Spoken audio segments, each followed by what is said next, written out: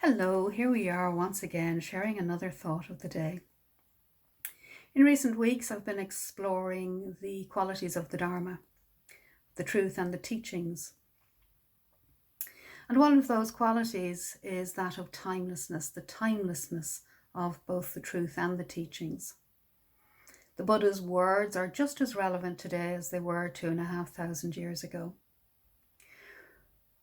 One of my favourite phrases from the Dhammapada is, "Hatred does not cease by hatred, but by love alone. This is the eternal law." And how valid those words are today, just as they were 2,500 years ago. I've been following the news, as I'm sure many of you have, and I've been struck by what's going on in so many countries. And it strikes me also that discrimination is something that we've been experiencing for more than 2,500 years. This perceived difference that we see in one another, this sense of separation from one another. And we have all sorts of ideas as to what makes us different to each other.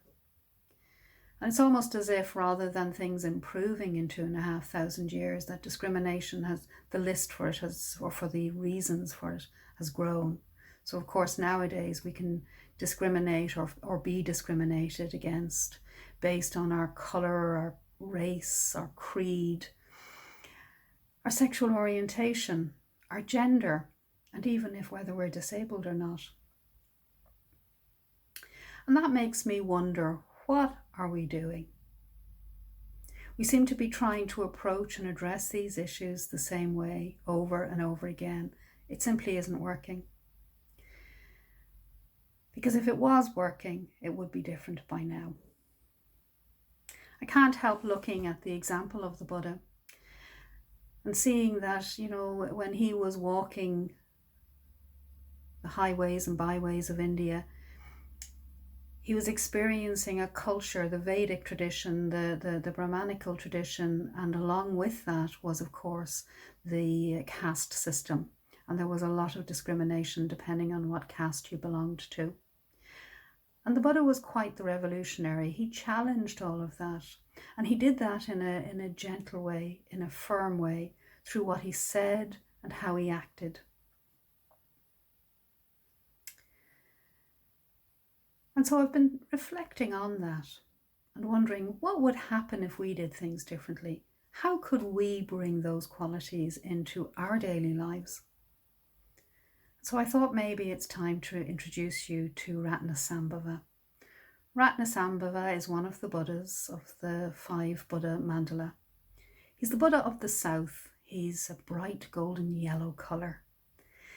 He's the Buddha of noontime. And the element that's associated with him is the element of earth. Earth that accepts all of us, no matter what. All living beings will always come back to the earth. His bright golden colour is the colour of the sun, and the sun doesn't discriminate on who it shines on, although it might feel like that on the wet, dreary days here. But the sun is always shining. The wisdom of the Buddha Ratnasambhava is what I want to focus on, and that's the wisdom of equality. Ratnasambhava sees all living beings as equally precious. If we could develop his wisdom, we can actually move toward equanimity.